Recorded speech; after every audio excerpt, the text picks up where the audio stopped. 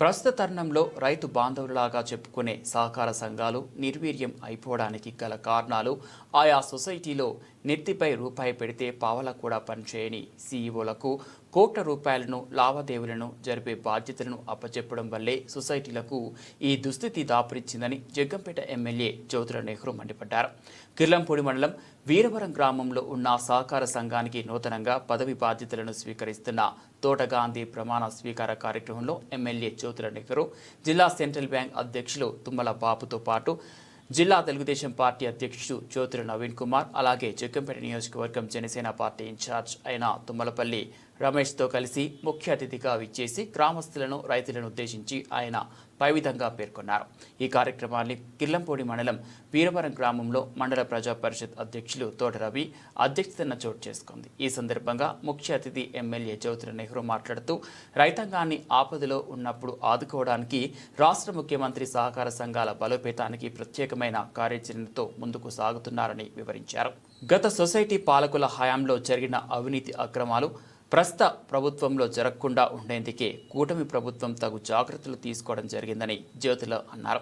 అదేవిధంగా నూతనంగా సొసైటీ అధ్యక్షుడిగా ప్రమాణ స్వీకారం చేస్తున్న తోటగాంధీకి తన సంపూర్ణ మద్దతు ఉంటుందని, అందుకు కావాల్సిన తోడ్పాటును జిల్లా సెంట్రల్ బ్యాంక్ అధ్యక్షుడైన తుమ్మల బాబు కూడా అందించాలని ఎమ్మెల్యే కోరారు. అలాగే తుమ్మల బాబు, జ్యోతుల నవీన్ కుమార్, తుమ్మలపల్లి రమేష్ మాట్లాడారు. ఈ కార్యక్రమంలో ఏలేరు ప్రాజెక్ట్ చైర్మన్ బసవ వీరబాబు, మండల పార్టీ అధ్యక్షుడు చెదరం చంటిబాబు, నూతన డైరెక్టర్లు నామసాని త్రాసు, మాడుగుల సూర్యనారాయణ, అలాగే టీడీపీ నాయకులు పీరంరెడ్డి కాశీబాబు, నీలం శ్రీను, తూము కుమార్, తోట విష్ణుమూర్తి, కుర్ల చిన్నబాబు, గుడాల రాంబాబు, సూరిశెట్టి వెంకటశివ, కాళ్ళ వెంకటేష్, కంచిమర్తి రాఘవ, గండే చిన్నకాశి, గంధం ఈశ్వరరావు, కంటా శ్రీను, గోడె వరప్రసాద్ తదితరులు పాల్గొన్నారు.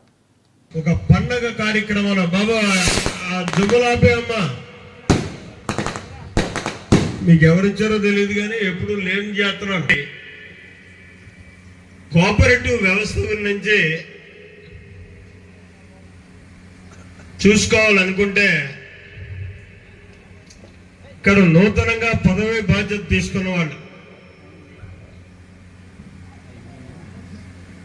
బాబు కానీ, సొసైటీ ప్రెసిడెంట్గా గాంధీ కానీ, సభ్యులు కానీ, అలాగే వేళ్లతోటి రాష్ట్ర వ్యాప్తంగా అన్ని సొసైటీలకి కూడా సభ్యులను నియమించడం జరిగింది. మార్కెట్ కమిటీలు కూడా నియమించడం జరిగింది. ముఖ్యంగా సొసైటీలు నిర్వీర్యం అవ్వడానికి ముఖ్యమైనటువంటి కారణం బాధ్యత రాహిత్యం. పదవి అన్నది ఒక అలంకారంగా భావించి అసలు సొసైటీలను అవగాహన కల్పించుకోకుండా వ్యవహరించినటువంటి ఎక్కువ మంది ప్రజాప్రతినిధుల వల్ల ఈ సొసైటీలు నిర్వీర్యమయ్యాయి. వాళ్ళు చూసుకుంటే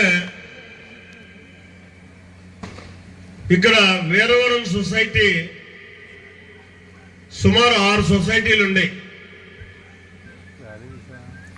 అవన్నీ కలిసిపోయి ఒకే సొసైటీ అయ్యింది. ఆ రోజు ఇక్కడే ఉన్న సొసైటీల కంటే ఇదేం పోటైన్ సొసైటీ కాదు, ఇది అదే స్థాయిలో ఉంది. కలిపేసినటువంటి సొసైటీ స్థాయిలోనే ఈ సొసైటీ ఉన్నప్పటికీ కూడా మరి పెద్దలు మేము ఉన్నాం కాబట్టి, ఇక్కడ అధికారం చేతిలో ఉంది కాబట్టి సొసైటీ ఇక్కడ నియమింపబడ్డది, బతకగలిగింది.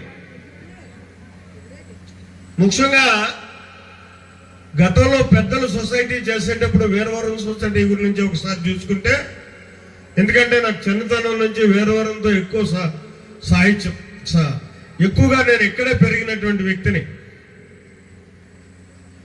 పెళ్లికి 2 సంవత్సరాల ముందు నేను ఇరుపాకి వెళ్ళాను. అప్పుడు దాకా ఇక్కడే ఉన్నాను.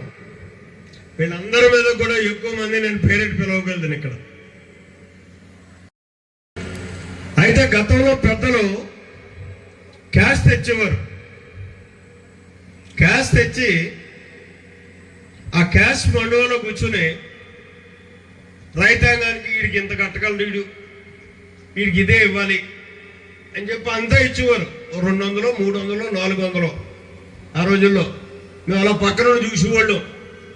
ఈ డబ్బులు ఎలా పంచిపెట్టేస్తున్నారని చెప్పేసి ఇది ఒక సొసైటీ, దీనికి ఒక అప్పు, ఇది ఎత్తున్నారన్నది నిజంగా మాకు తెలదు. అయితే ఆ పట్టుకెళ్ళినాడు కూడా అంత బాధ్యతగానే తెచ్చి కట్టేవాడు. ఎల్ఎంబిలో మరి ఇందాక బాబు చెప్పాడు, ఒక మహనీయుడు సర్వారాయుడు గారు, ఆయన అధ్యక్షుడిగా పనిచేయడం అన్నది మెట్ట ప్రాంతానికి వరప్రసాదం. ఉద్యోగాలు ఇవ్వడం కాదు, అప్పులు పిలిచి అప్పిచ్చి మళ్ళీ ఆయన పిలిచి కట్టించేవాడు. ఆయన ఖచ్చితంగా ప్రతి వారానికి 2 రోజులు వెళ్ళి ఎల్ఎంబిలో పొద్దుటి సాయంత్రం దాకా కూడా ఎల్ఎంబిలో కూర్చునేవాడు. ఆయన పక్కన సూర్యమూర్తి గారు, నువ్వు తోట సూర్యమూర్తి గారు, దెబ్బబాయి గారు, సూర్యమూర్తి గారు. ఎక్కడా తప్పు జరగడానికి వీల్లేదు వాళ్ళ పాలనా విధానంలో. తర్వాత చాలా జరిగాయి. ఆ అన్నిటి జోలికి వాళ్ళని పోదలుచుకోలేదు. ఇవాళ మాత్రం తప్పు జరగకుండా ఉంటుందని మాత్రం నేను చెప్పగలను. ఎందుకంటే ఆన్లైన్ అయిపోయింది. ఏ సొసైటీలో కూడా ఎవరికే గాంధీ గారి జేబులకు డబ్బులు రావు. ఆయన చెక్ మీద సంతకం పెడితే ఆ చెక్ బ్రాంచ్కి వెళ్ళి బ్రాంచ్ నుంచి నీ అకౌంట్గా డబ్బులు జమ అయ్యేటటువంటి పరిస్థితి ఉంటుంది. నువ్వు కూడా అదే రకంగా ఆ బ్రాంచ్లోకి వెళ్ళి నువ్వు డబ్బు కట్టుకునేటటువంటి పరిస్థితి ఉంటుంది. లేకపోతే ఏమయ్యేదంటే నెత్తి మీద రూపాయి పెడితే పావలాకి పనికి రానటువంటి వ్యక్తులు కోఆపరేటివ్ సిఇఓలు.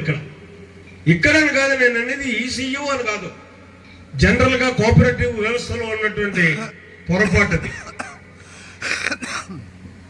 100 కోట్లు ఒక సొసైటీకి టర్నోవర్ అయితే వాడిని అమ్మితే 1,00,000 సార్లు అమ్మితే ఆడు ఆ ఖరీదుకి రాడు. అటువంటి వాడు సిఇఓ. ఉద్యోగరీత్యా ఆడికి అవకాశం వచ్చింది.